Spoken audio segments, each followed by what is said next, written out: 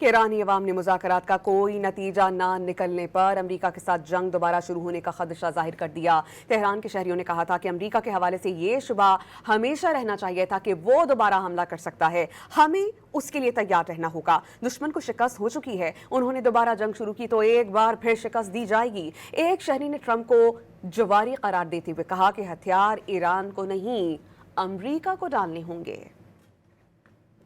این بدبینی رو داشته باشیم که احتمالاً حمله کنه باید همیشه آماده باشیم در صحنه ملت ما که الحمدلله 40 و چند روزه در صحنه‌اند با تمام وجود اصلا بی‌نظیر این ملت نیروی مسلح ما الحمدلله آماده است همین آمادگی حفظ کردن روز به روز قوی‌تر میشن دشمن شکست خورده است بازم شروع کنه بازم شکست میخوره ما این ترسیت زنی نداریم اگه شروع میکنن بازم شکست میخورن هم از حمایتشون از صدام توی جنگ 8 ساله هم انهدام اون هواپیمای مسافربری تو خلیج فارس هم تحریمایی که علیه ما داشتن ترور دانشمندامون و حالا عقل